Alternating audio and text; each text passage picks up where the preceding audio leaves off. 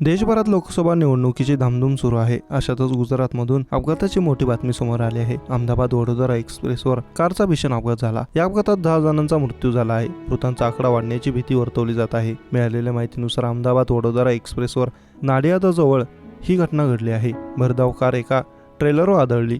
या अपघातात 10 जणांचा मृत्यू झाला. ही कार अहमदाबादवरून वडोदराला जात होती. नाडियादजवळ आल्यानंतर चालकाचं कारवरील नियंत्रण सुटलं आणि कार थेट ट्रेलरवर जाऊन आदळली. हा अपघात इतका भीषण होता की यात 8 जणांचा जागीच मृत्यू झाला आहे, तर 2 जणांना रुग्णालयात नेत असताना मृत्यू झाल्याची माहिती समोर आली आहे. जखमींना तातडीने नजीकच्या रुग्णालयात दाखल करण्यात आलं. घटनास्थळावरून 108 ची रुग्णवाहिका पोहोचली आहे. बचाव कार्य सुरू आहे.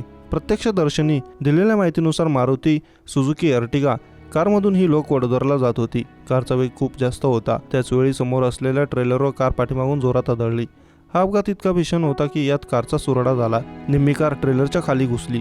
त्यामुळे घटनास्थळी जागेवरच 8 जणांचा मृत्यू झाला आहे. प्राथमिक माहितीनुसार घटनेची माहिती मिळताच पोलीस आणि जिल्हाधिकारी घटनास्थळी पोहोचले. ही कार अहमदाबाद पासिंगची Ertiga car number GJ 27 EC 2578 आहे. सध्या कारमध्ये प्रवास करणाऱ्या मृतांची ओळख पटलेली नाही. ओळख पटवण्याचं काम सुरू आहे. धक्कादायक बाब म्हणजे 2 दिवसांपूर्वी अहमदाबाद वडोदरा एक्सप्रेसवर नाडियादजवळ एक भीषण अपघात झाला होता. एक खासगी बस उलटली होती. या अपघातात 2 जणांचा मृत्यू झाला होता.